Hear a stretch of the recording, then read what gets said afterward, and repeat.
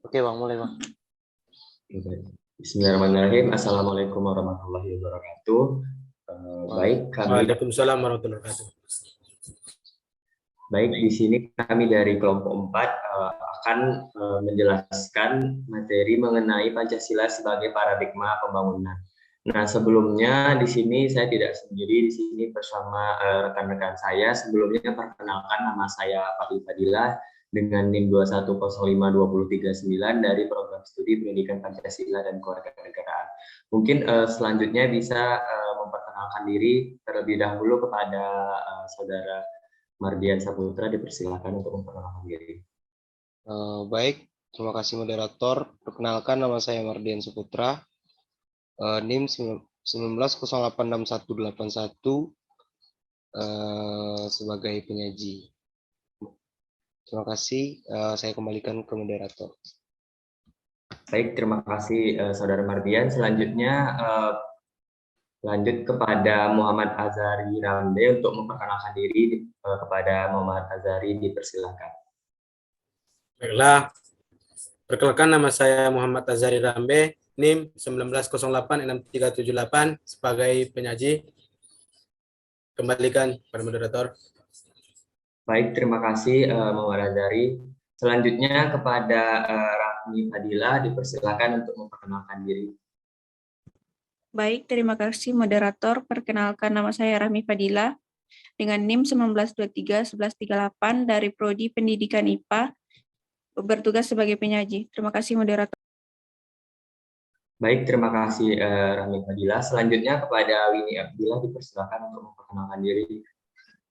Baik, terima kasih kepada moderator. Perkenalkan, nama saya Winnie Abdillah dengan NIM 21052071 dari Prodi PPKN. Sekian, terima kasih moderator. Baik, mungkin kita bisa masuk kepada materi kita, yaitu mengenai Pancasila sebagai paradigma pembangunan yang diampu oleh Ibu dosen Oktaviani Puspitasari, SPD MSc. Selanjutnya mungkin kita bisa masuk kepada materi kita. Slide selanjutnya.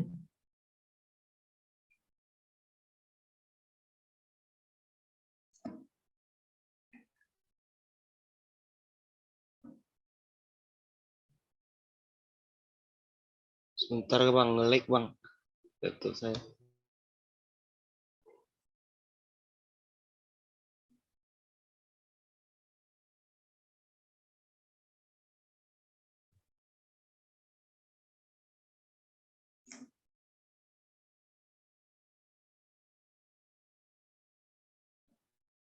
Slide selanjutnya. Nah, di sini terdapat 5 bagian mengenai Pancasila sebagai paradigma pembangunan. Mungkin sedikit saya akan menjelaskan mengenai apa itu Pancasila sebagai paradigma pembangunan. Nah, Pancasila sebagai ideologi atau pandangan hidup suatu bangsa berarti Pancasila menjadi paradigma pembangunan, yang dimana paradigma menurut KBBI adalah model dari teori atau kerangka berpikir ilmiah. Nah, sementara menurut Dennis Golet pada tahun 1997, pelopor etika pembangunan mengemukakan 3 pandangan pembangunan. Yang pertama, menyamakan pembangunan dengan pertumbuhan ekonomi, indikator produk nasional bruto, dan tingkat pertumbuhan tahunan. Kedua, seperti yang diungkapkan oleh Perserikatan Bangsa-Bangsa dalam demikian, pembangunan adalah pertumbuhan ekonomi ditambah dengan perubahan sosial. Selanjutnya, pembangunan dalam pengertian ini sangat luas, tapi seringkali menekankan pada perkembangan pembagian kerja, kebutuhan sistem baru, dan kebutuhan sikap baru yang sejalan dengan kehidupan modern. Pandangan yang ketiga yaitu tentang pembangunan menekankan pada nilai-nilai etika. Nah, menekankan perbaikan kualitatif masyarakat secara keseluruhan dan semua individu yang ada di dalamnya. Dengan demikian, paradigma pembangunan adalah cara berpikir, acuan berpikir, pola berpikir, ataupun kerangka berpikir dalam melakukan suatu proses pembangunan yang meliputi aspek sosial, politik, ekonomi, pertahanan, ideologi, aspek budaya, dan lain sebagainya. Mungkin kita bisa masuk kepada materi yang pertama mengenai pada aspek ideologi kepada Saudara Mardian, dipersilakan untuk menyampaikan presentasinya. Baik, terima kasih moderator. Yang pertama yaitu Pancasila sebagai ideologi.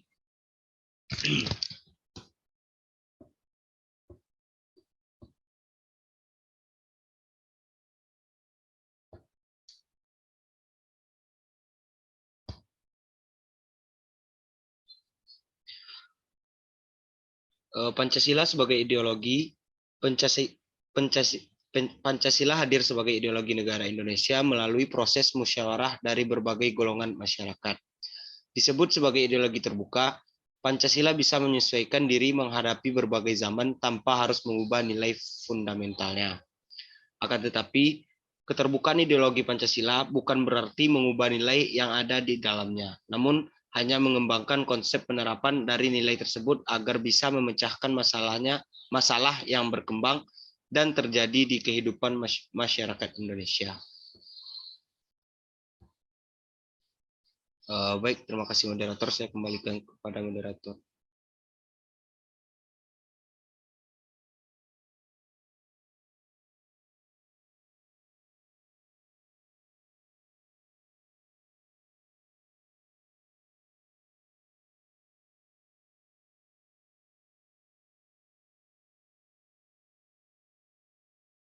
Mic-nya mati moderator.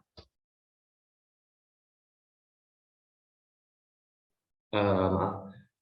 Baik, terima kasih kepada Mbak Dian Saputra yang telah menyampaikan materi yang pertama. Kita masuk kepada materi yang kedua, yaitu di bidang politik kepada Winnie Abdillah, dipersilakan. Baik, terima kasih kepada moderator. Di sini saya akan menjelaskan tentang Pancasila sebagai paradigma pembangunan, yaitu pada aspek yang kedua, yaitu adalah politik. Nah, Pancasila sebagai paradigma pembangunan politik itu maksudnya bagaimana peran dan juga fungsi Pancasila sebagai landasan sekaligus tujuan dalam kehidupan politik bangsa. Peran Pancasila bagi bangsa Indonesia ini tak hanya sebagai pedoman ataupun pandangan hidup, melainkan juga sebagai kerangka acuan dalam pembangunan politik yang dijiwai dengan nilai-nilai Pancasila. Nah, menurut situs Badan Pembinaan Ideologi Pancasila mengatakan, pembangunan di bidang politik ditujukan untuk membentuk pemerintah yang demokratis, menjunjung kebebasan berpendapat, serta melayani tuntutan rakyat secara adil, jujur, akuntabel, dan terbuka. Dalam hal ini, Pancasila sebagai paradigma pembangunan memberi dasar moralitas politik negara yang didasarkan kepada ketuhanan yang Maha Esa serta kemanusiaan yang adil dan beradab. Nah, dalam proses pembangunan politik saat sekarang ini terdapat permasalahan. Bagaimana transformasikan sistem politik yang ada dan berlaku menjadi sistem politik yang demokrasi handal. Maksudnya yaitu sistem politik bukan saja mantap, tetapi sekaligus juga memiliki kualitas kemandirian yang tinggi yang memungkinkannya untuk membangun atau mengembangkan dirinya secara terus-menerus sesuai dengan tuntutan perkembangan zaman dan juga tuntutan perkembangan aspirasi masyarakat dan juga laju perubahan zaman. Kemudian adapun implementasi nilai-nilai Pancasila dalam pembangunan politik. Yang pertama, penerapan dan pelaksanaan keadilan sosial mencakup keadilan politik, budaya, agama, dan ekonomi dalam kehidupan sehari-hari. Yang kedua, mementingkan kepentingan rakyat bila mana dalam pengambilan keputusan. Yang ketiga, melaksanakan keadilan sosial dan penentuan prioritas kerakyatan berdasarkan konsep mempertahankan kesatuan. Yang keempat, menggunakan pendekatan kemanusiaan yang adil dan beradab demi mencapai tujuan keadilan. Dan yang terakhir, nilai-nilai keadilan sosial, demokrasi, persatuan, dan kemanusiaan bersumber dari nilai ketuhanan yang Maha Esa. Sekian penyampaian dari saya kembalikan kepada moderator. Baik, terima kasih Saudara Winnie atas penjelasan materinya. Mungkin kita masuk kepada materi yang ketiga di bidang ekonomi yang akan saya jelaskan sendiri. Next, baik, dalam pembangunan ekonomi, pemerintah harus berlandaskan Pancasila yang terutama pada sila kelima, yaitu keadilan sosial bagi seluruh rakyat Indonesia. Dalam ekonomi kerakyatan, kebijakan ekonomi harus ditujukan sebesar-besarnya untuk kemakmuran rakyat. Selain itu, pembangunan ekonomi harus juga berlandaskan moralitas kemanusiaan dan ketuhanan. Hal ini bertujuan untuk mensejahterakan rakyat secara keseluruhan. Pengembangan ekonomi harus mampu menghindari diri dari monopoli serta persaingan besar yang nantinya akan memberikan keuntungan besar pada pihak-pihak kuat yang ada di dalam bidang ekonomi. Sesuai dengan Undang-Undang 1945 pada pasal 33 menyebutkan bahwa persaingan bebas dan monopoli dilarang dalam perekonomian. Mengenai pada pasal 33 ini, penjelasan Undang-Undang Dasar 1945 menyatakan dalam pasal 33 tercantum dasar demokrasi ekonomi, produksi dikerjakan oleh semua. Nah, untuk semua di bawah pimpinan ataupun pemilikan anggota-anggota masyarakat. Oleh sebab itu, sistem perekonomian negara harus mengutamakan kesejahteraan rakyat. Masyarakat harus ikut andil dalam kegiatan pembangunan ekonomi, sedangkan pemerintah berkewajiban memberikan pengarahan dan bimbingan terhadap pertumbuhan ekonomi yang sehat bagi perkembangan dunia usaha. Nah, Yudi Latif pada tahun 2015 mengungkapkan beberapa program memperjuangkan kemandirian dalam perekonomian, yaitu yang pertama merebut kemerdekaan ekonomi sebagai prasyarat untuk membumikan rencana ekonomi yang teratur dalam rangka mengadakan kemakmuran yang cukup bagi rakyat Indonesia. Yang kedua, bagi Indonesia harus mengembangkan sikap kejiwaan dan kesanggupan untuk sebisa mungkin mencakupi diri sendiri. Yang ketiga, merevitalisasi perkembangan negara dalam lapangan perekonomian yang menguasai hajat orang banyak agar tidak memonopoli oleh pihak tertentu. Nah, mungkin sekian dari penyampaian materi saya.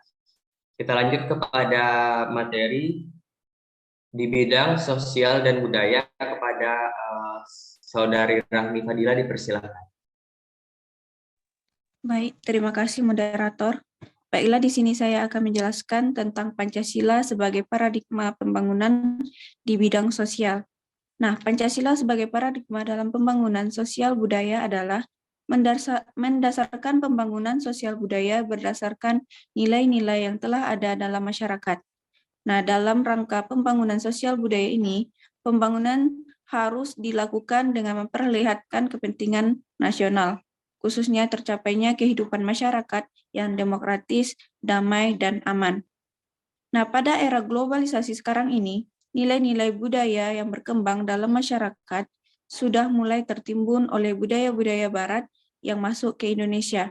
Contohnya, banyaknya warga Indonesia yang mulai mengikuti gaya-gaya orang Barat dalam tingkah laku, dalam bahasa, dalam pakaian, dan lain sebagainya. Nah, sehingga tugas pemerintah adalah mengingatkan serta mengarahkan masyarakat untuk kembali menerapkan aspek budaya yang berdasarkan nilai-nilai kemanusiaan, nilai ketuhanan, dan nilai keberadaban. Terima kasih, saya kembalikan ke moderator.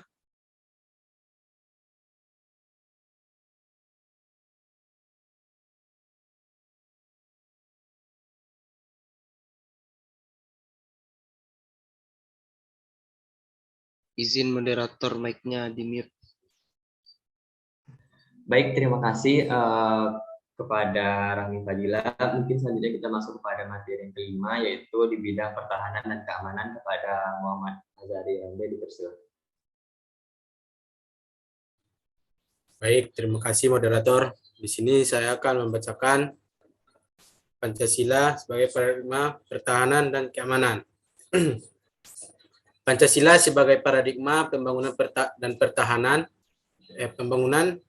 dan keamanan, dimaksud bahwa Pancasila sebagai sistem nilai acuan, kerangka acuan berpikir, pola acuan berpikir, atau jelasnya sebagai sistem nilai yang dijadikan kerangka landasan, kerangka cara, dan sekaligus kerangka arah atau tujuan bagi pertahanan dan keamanan bangsa.